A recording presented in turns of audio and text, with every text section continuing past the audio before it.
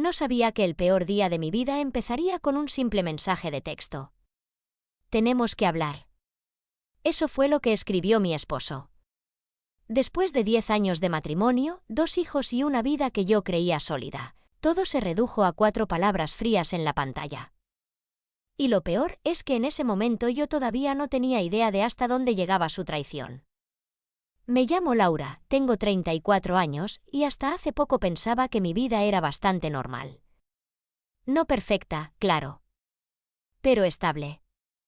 Tenía un buen trabajo administrativo, 2 niños increíbles, Mateo de 8 y Sofía de 5, y un esposo, Daniel, que, bueno, yo creía que era un buen hombre. No éramos ricos, pero tampoco nos faltaba nada. O eso pensaba yo. Porque ahora, mirando atrás, veo todas las señales que ignoré. Las llamadas que cortaba cuando yo entraba. Las noches que se quedaba trabajando. La forma en que empezó a distanciarse poco a poco, como si yo ya no fuera suficiente. Pero en ese momento, yo estaba demasiado ocupada siendo madre, esposa y tratando de mantener la paz. Especialmente con su familia. Si hay algo que deben saber de esta historia, es esto. Mi suegra me odiaba. Desde el primer día. Nunca entendí por qué. Quizás porque yo no venía de una familia rica. Quizás porque no era suficientemente elegante para su hijo. O quizás simplemente porque sí. Se llamaba Carmen y tenía esa forma de sonreír que no era una sonrisa real.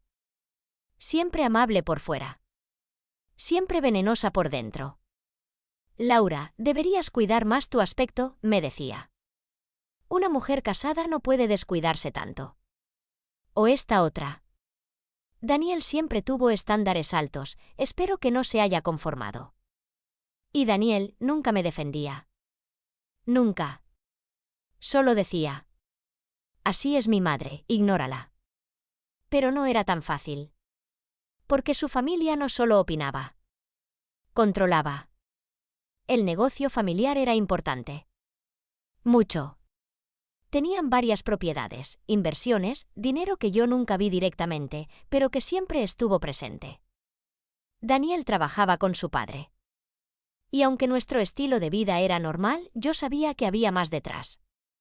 Mucho más. Pero ese dinero siempre estaba fuera de mi alcance. Como si yo no perteneciera realmente. Todo empezó a cambiar hace unos meses. Daniel se volvió más distante. Más frío. Más extraño. Dejó de preguntarme cómo estaba. Dejó de cenar con nosotros. Y empezó a pasar más tiempo con su madre. Demasiado tiempo. Una noche, mientras recogía su ropa para lavar, encontré algo que me hizo detenerme. Un recibo. De un restaurante caro. Cena para 2. Y no era una fecha especial. Ni nuestro aniversario. Ni nada. Cuando le pregunté, sonrió. Reunión de trabajo. Algo en su mirada no encajaba. Pero no dije nada. Todavía no. El mensaje llegó 3 días después. Tenemos que hablar. Corto. Frío. Distante. Como si ya hubiera tomado una decisión. Cuando llegó a casa esa noche, no me miró a los ojos. Se sentó en la mesa. Suspiró. Y dijo algo que nunca olvidaré.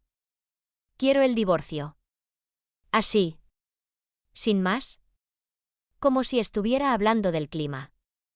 Sentí como si el suelo desapareciera. ¿Qué? Ni siquiera podía formular la pregunta. Esto ya no funciona, Laura, continuó. No somos felices. No somos felices. Esa frase me rompió. Porque yo sí lo era. O al menos, creía que lo era. ¿Hay alguien más? Pregunté, con la voz temblando. Y entonces pasó algo que todavía me duele recordar. Sonrió. No de alegría. No de alivio. Una sonrisa incómoda. Eso no importa. Pero sí importaba. Claro que importaba. Esa noche no dormí. Lo escuché empacar algunas cosas. Lo escuché salir. Y por primera vez en 10 años. Me quedé completamente sola.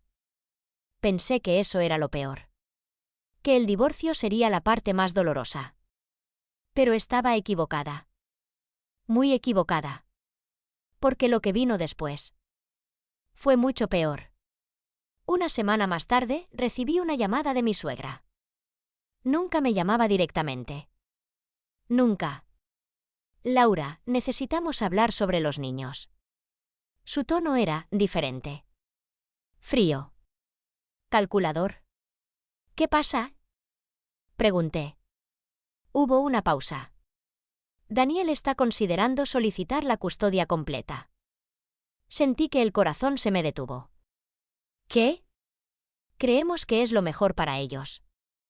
Creemos. No él cree. No Daniel piensa.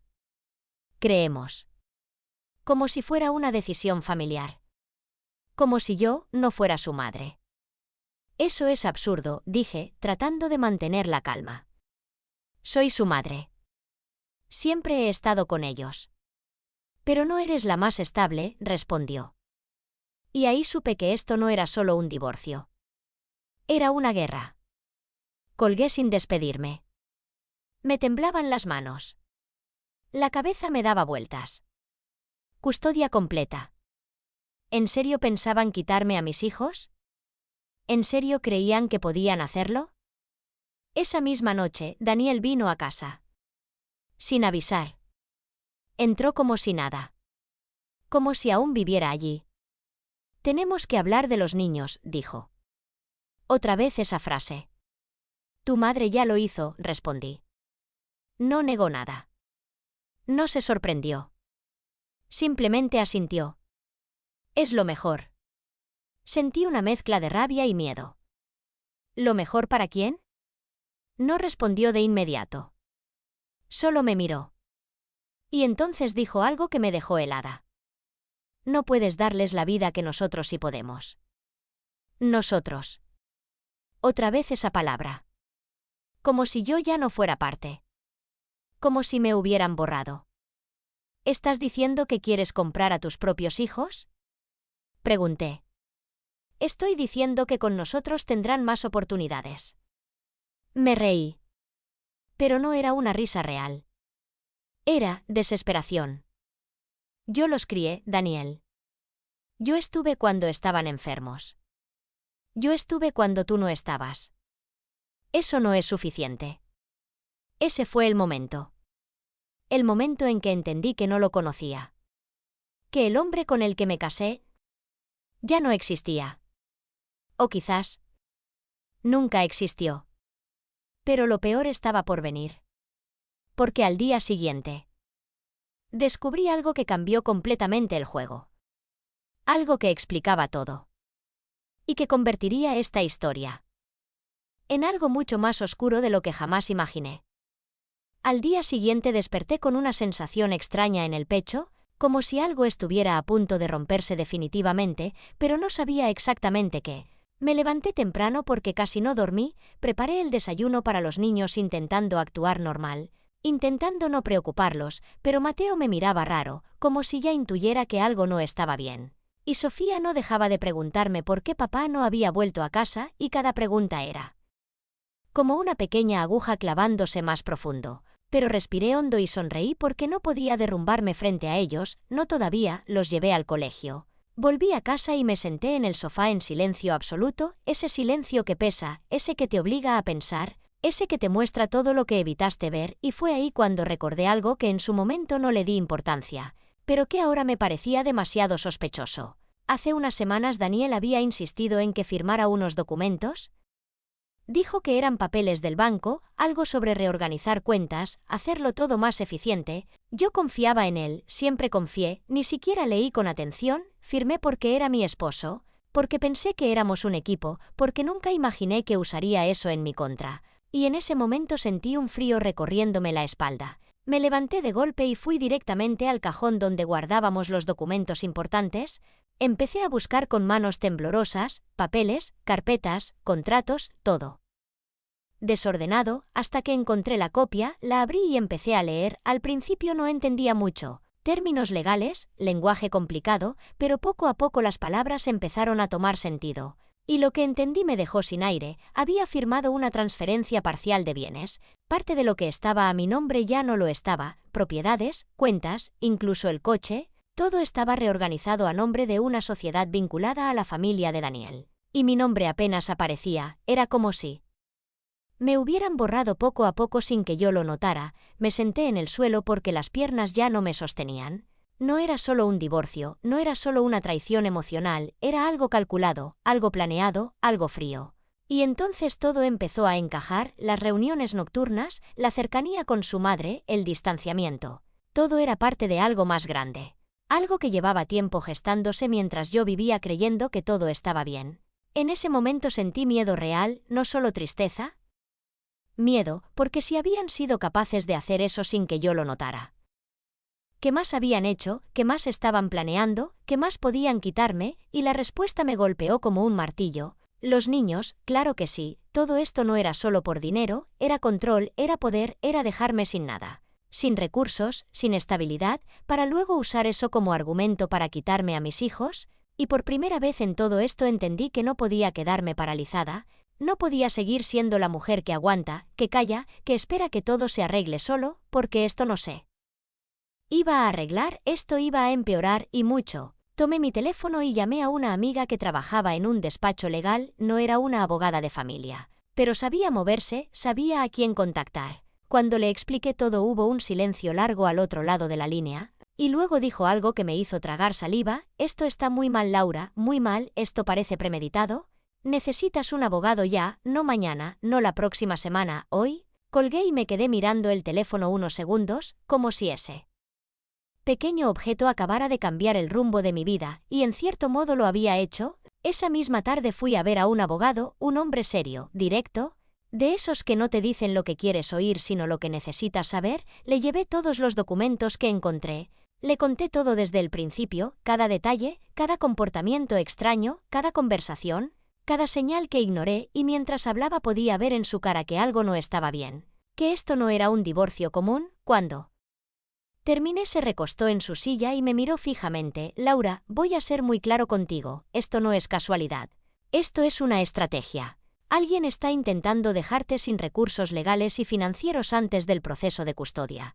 Y eso cambia completamente el escenario. Sentí un nudo en el estómago. Le pregunté si podían quitarme a mis hijos, si realmente tenían esa posibilidad.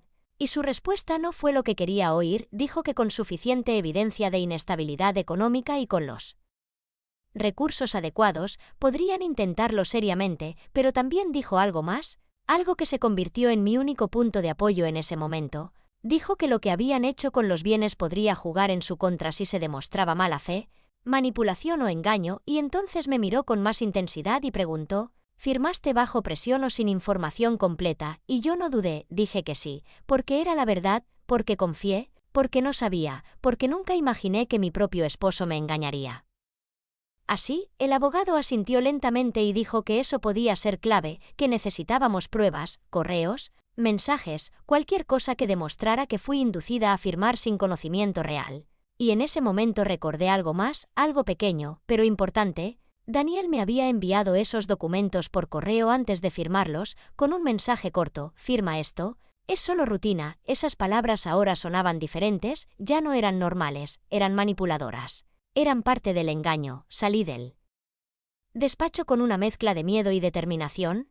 Por primera vez desde que todo empezó no me sentía completamente indefensa. Tenía una dirección, tenía un plan, pero también sabía que esto apenas comenzaba, porque esa misma noche recibí otro mensaje de Daniel, uno que me hizo apretar el teléfono con fuerza. Decía, sería mejor para todos si no haces esto más difícil, y esa frase, tan simple, tan fría, confirmó todo lo que ya sospechaba. Esto no iba a ser un proceso limpio, no iba a ser justo.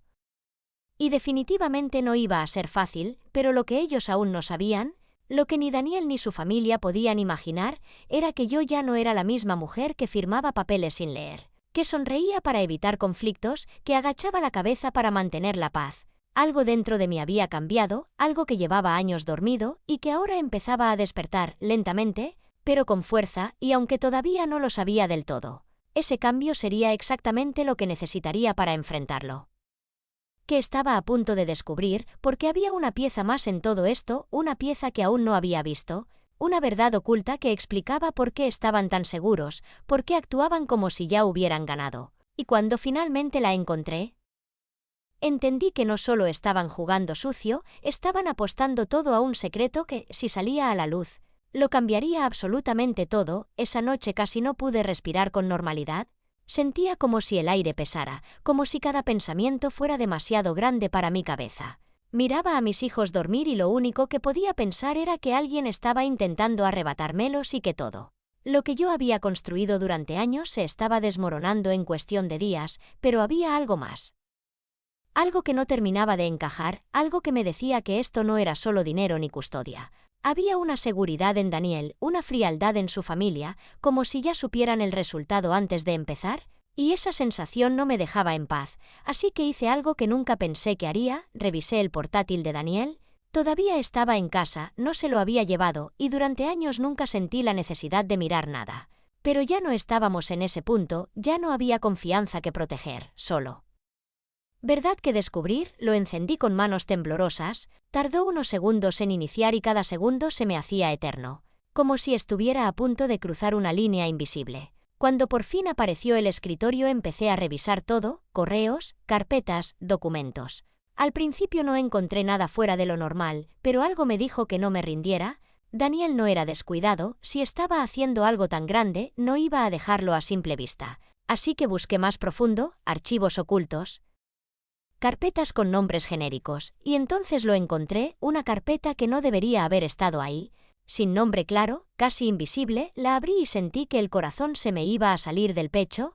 Había documentos legales, acuerdos, correos, todo organizado de forma meticulosa, demasiado meticulosa, como si alguien hubiera preparado todo esto durante meses, tal vez años. Empecé a leer y cada línea era peor que la anterior, hablaban de una reestructuración patrimonial, de protección de activos ante riesgos matrimoniales, y esa frase me golpeó con fuerza. Riesgos matrimoniales, yo era ese riesgo, yo, la mujer con la que se había casado, con la que había tenido hijos, con la que había construido una vida.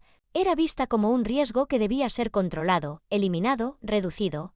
Y entonces vi algo que me dejó completamente helada, un correo de su madre, Carmen, dirigido a un abogado, donde decía claramente que debían actuar antes de iniciar el divorcio para asegurarse de que yo no tuviera acceso a recursos suficientes para pelear la custodia. Estaba todo ahí, escrito, sin filtros, sin vergüenza, como si yo no fuera una persona sino un obstáculo, y lo peor no era eso. Lo peor era que Daniel había respondido a ese correo, con un simple de acuerdo, sin duda, sin conflicto, sin remordimiento, como si todo esto fuera normal, como si planear dejarme sin nada fuera simplemente parte de un proceso lógico. Sentí una mezcla de náusea y rabia que casi me hizo cerrar el portátil de golpe, pero no podía parar, necesitaba saber hasta dónde llegaba todo esto.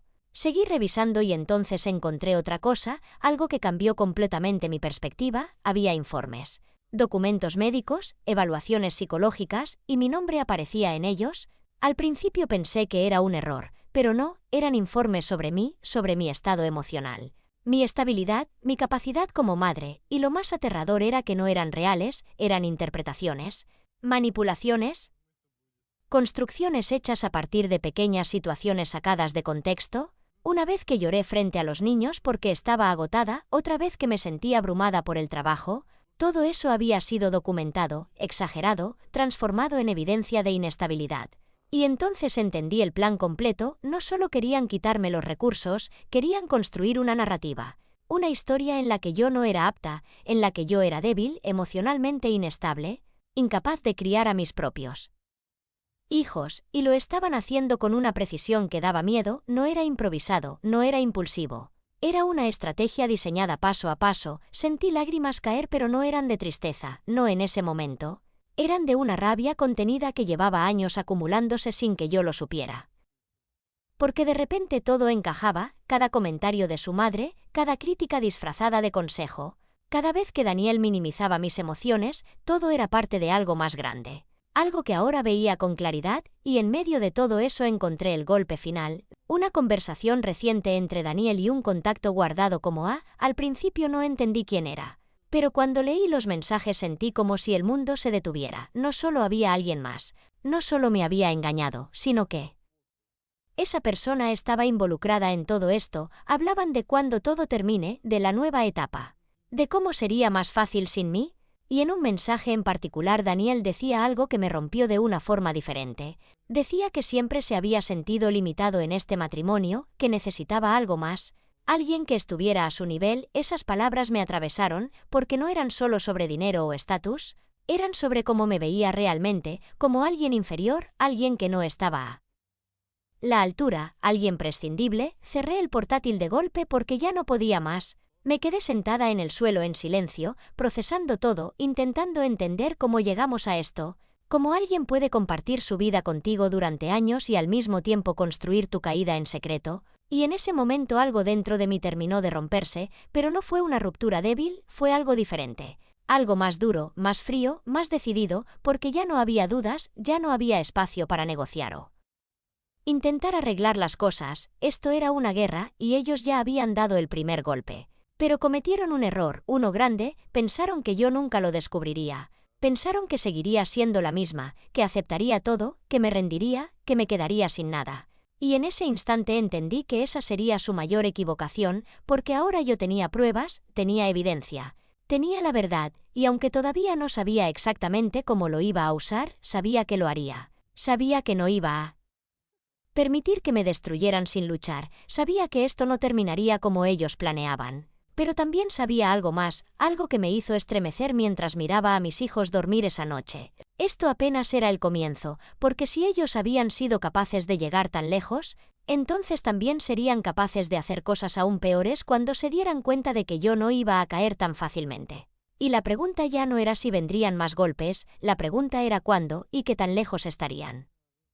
dispuestos a llegar para asegurarse de que yo perdiera todo. El día que todo explotó empezó como cualquier otro, y eso fue lo más inquietante de todo, porque después de semanas de tensión, de descubrir secretos, de reunir pruebas en silencio, yo ya sabía que ese momento iba a llegar, pero no sabía cómo, ni cuándo exactamente, hasta que recibí la notificación oficial del tribunal. La audiencia de custodia había sido adelantada, todo iba a pasar antes de lo previsto, como si alguien tuviera prisa por cerrar el caso antes de que algo saliera a la luz, y yo sabía exactamente por qué, porque ellos también sabían que el tiempo ya no jugaba a su favor. Esa mañana me miré al espejo y por primera vez en mucho tiempo no vi a la mujer rota que había sido al inicio. De todo esto, vi a alguien distinto, alguien más frío, más claro, más decidido, alguien que ya no tenía miedo de perderlo todo porque entendía que en realidad ya lo había perdido cuando descubrió la verdad, pero también entendía que aún podía recuperarlo, y eso me dio una calma extraña, una calma peligrosa.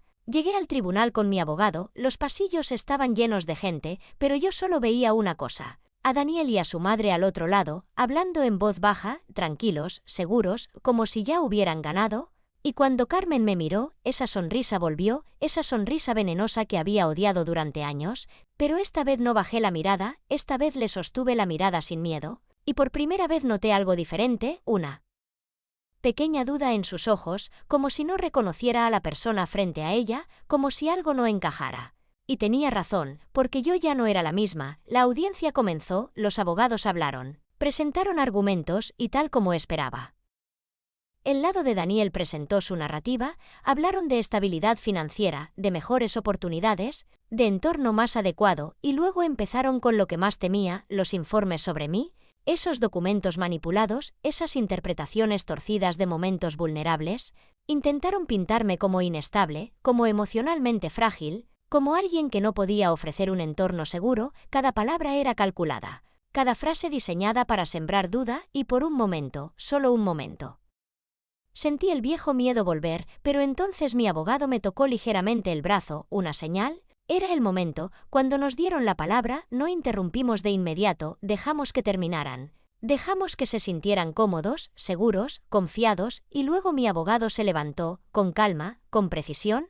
y dijo algo que cambió completamente el ambiente de la sala. Dijo que antes de continuar, queríamos presentar evidencia relevante sobre la conducta del señor Daniel y su entorno familiar, y en ese instante vi cómo la expresión de Daniel cambiaba, apenas un segundo, pero suficiente, como si algo dentro de él supiera lo que venía. Empezaron con los correos. Esos correos donde su madre hablaba abiertamente de dejarme sin recursos, donde me llamaban un riesgo, donde planeaban el momento exacto para iniciar el divorcio después de asegurar la reestructuración de bienes.